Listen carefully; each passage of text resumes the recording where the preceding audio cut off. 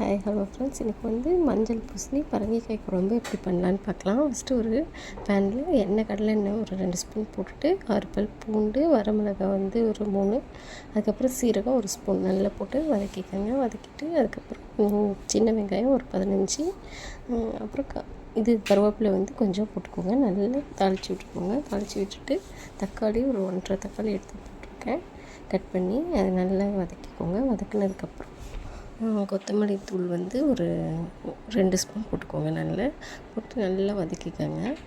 வதக்கிட்டு அதுக்கப்புறம் தேங்காய் வந்து ஒரு 2 பத்தை போட்டுக்கோங்க.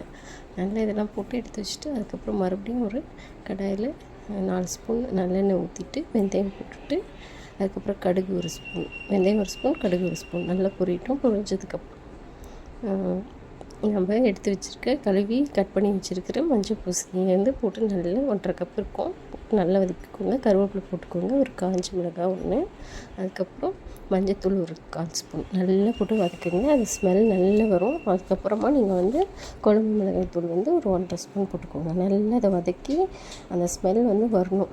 அதுக்கப்புறம் தான் நீங்கள் தண்ணி ஆட் பண்ணணும். நல்லா வதங்கினதுக்கப்புறம் தண்ணி ஆட் பண்ணிவிட்டு நல்லா அது கொதிக்கும்போது நீங்கள் வந்து ஒரு 1.5 ஸ்பூன் உப்பு போட்டுக்கோங்க. உப்பு போட்டு நல்லா கொதிக்கட்டும். இந்த ஸ்டேஜில் வந்து நீங்கள் பெருங்காயத்தூள் ஒரு 1/4 ஸ்பூன் போட்டுக்கலாம். அதுக்கப்புறம் நீங்கள் எடுத்து வச்சுருக்கிற வெங்காயம் தக்காளி வதக்கி வச்சுருக்கிறத நல்லா மிக்சியில் போட்டு ஃபைன் பேஸ்ட்டாக அரைச்சி அதில் போட்டுக்கோங்க.